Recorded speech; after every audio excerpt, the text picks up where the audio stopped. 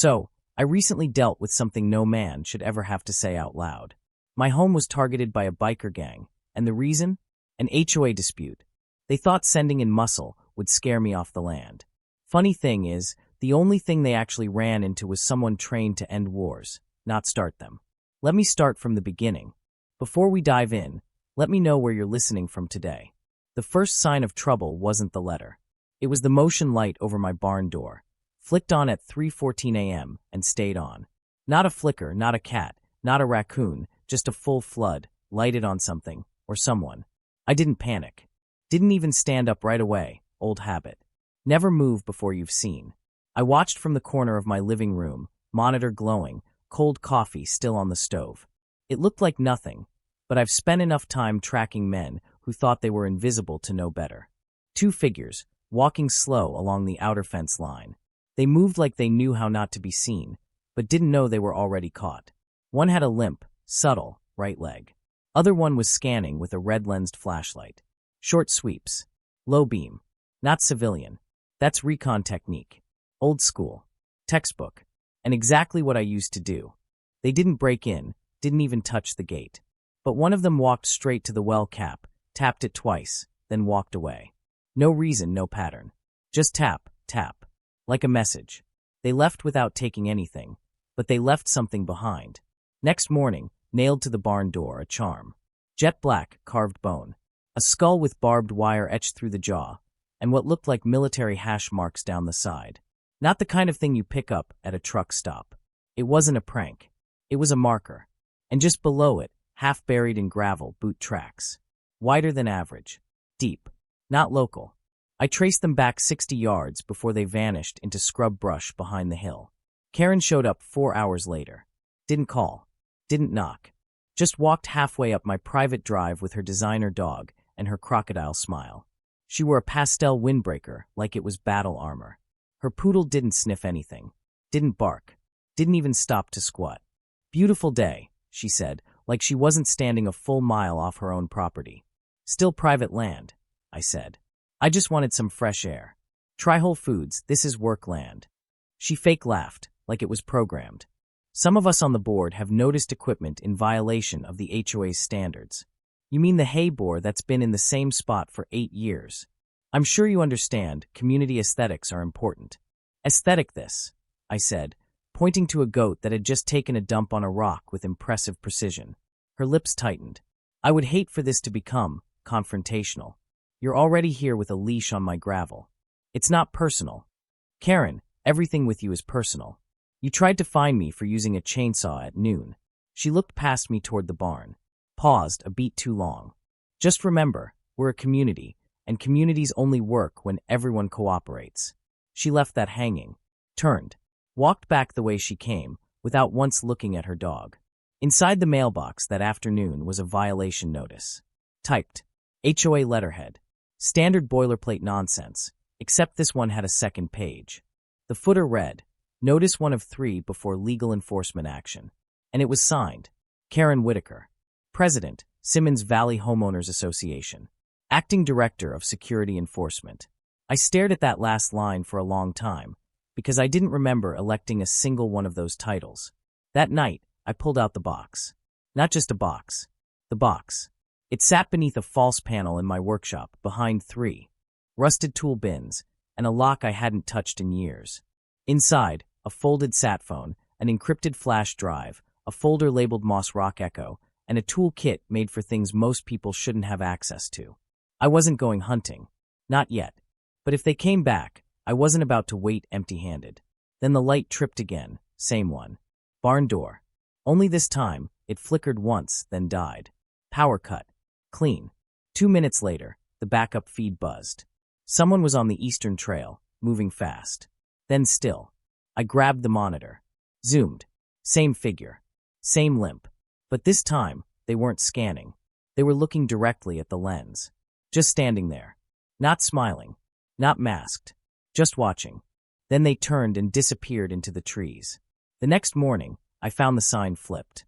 The one nailed to my front post that reads, Trespassers will be buried where they fall.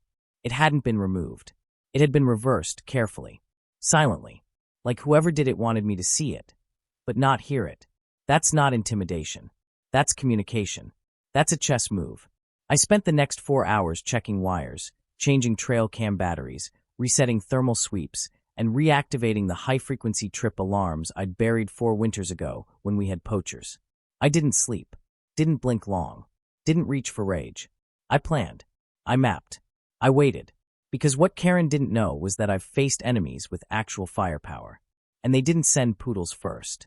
But the thing that stuck with me wasn't the letter, or the charm, or even the man with the limp staring at my lens. It was that tap on the well. Because I hadn't used that well in 7 years. And no one, not a soul, was supposed to know it was still connected to anything. But someone did. And they weren't just testing me. They were marking the spot. They didn't come roaring in like a threat. They glided in like a routine. 6 of them. Matte black bikes. Clean as hospital equipment. Engines purring like they were built to stalk, not chase. They rolled past my gate at exactly 10:13 a.m., single file. Not slow. Not fast. No music. No waving. Just a precision cruise by like they were scanning barcodes on my land. I stood on the porch and watched. Didn't move. Didn't blink. They never looked back. That was the first pass. They came back at sunset. Same formation. Same 6 bikes. But this time, one peeled off. Not aggressively. Just enough to kiss the edge of my gravel. His front tire nudged it. Held for 3 seconds. Then rolled back and rejoined the pack. Didn't look at the house. Didn't nod. Just left his footprint. The next morning, I found my mailbox bent at a 30 degrees angle. Not crushed. Not vandalized. Bent, just enough to whisper. We were here. We chose not to knock. The trail cams were offline, but not fried. One had the cord detached with surgical precision. Another had its lens unscrewed and neatly placed upside down on the fence post. That's not destruction. That's message. That day, I found the goat lying just beyond the east fence line. No blood. No drag marks. Just a broken neck and a leather strap tied tight around her rear leg. The knot, not random. It was a field binding. Fast. Silent. The exact technique I used in Kandahar when livestock needed relocating without noise. You don't learn that knot on YouTube. Someone had studied me. Or worse, worked with me. I packed a bag that night. Didn't call the sheriff. Didn't ask permission. I packed the way I used to. Tight. Silent. Surgical. Thermal scope. Burner phone. Encrypted drive. Suppressed Glock. 1 pair of boots. 2 full mags. Map of the valley. And a worn coin I'd only ever carried on ops, a reminder. You don't run unless you're ready to chase. They led me where they wanted. Out past county lines to a bar that doesn't list an address. No name. No lights. Just a buzzing open and a half-lit neon. I parked 2 lots over. Neutral truck. No identifiers. Sat in the cab and waited. At 9:48 p.m., the bikes arrived. Same 6. Same dance. At 10:06, Karen stepped outside. She wore a hoodie stamped. HOA Property Integrity Division. Custom made. Looked proud of it. She laughed. Clinked bottles. Pointed across a map someone unrolled on a trash can. My valley. My land. She didn't look like someone terrified of a dangerous man on the edge. She looked like someone collecting a bonus. I went in through the back kitchen door. Long coat. Cap pulled low. The stench of grease, leather, and bad intent hit before I even reached the bar. I sat in a booth. Didn't speak. Didn't order. Watched. Listened. He's stubborn, one guy said. So push again, said another.